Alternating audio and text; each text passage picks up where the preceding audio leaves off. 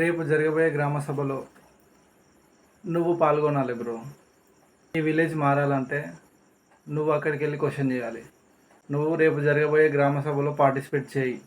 మీ విలేజ్కి ఎన్ని నిధులు వస్తున్నాయి, దేనికి ఖర్చు పెడుతుర్రు, మీ ఇంటి దగ్గర ఏమైనా సమస్యలు ఉన్నాయా, మోరీలు సరిగా ఉన్నాయా, వీధి లైట్లు సరిగా ఉన్నాయా, మీ గ్రామానికి ఏ అవసరతలు ఉన్నాయి అనే ప్రతి విషయాన్ని గురించి నువ్వు క్వశ్చన్ చేయి.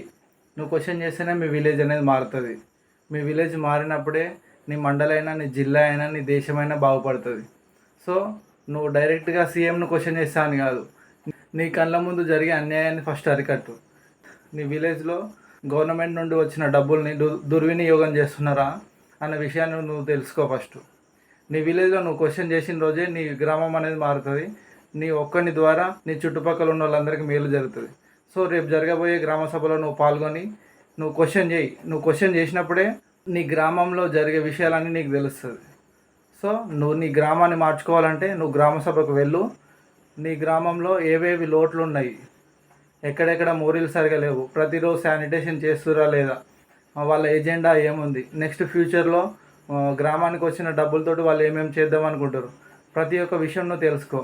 నీ గ్రామాన్ని మార్చాలంటే నువ్వు గ్రామ సభకి వెళ్ళు, క్వశ్చన్ చేయి, నీ గ్రామాన్ని మార్చుకో.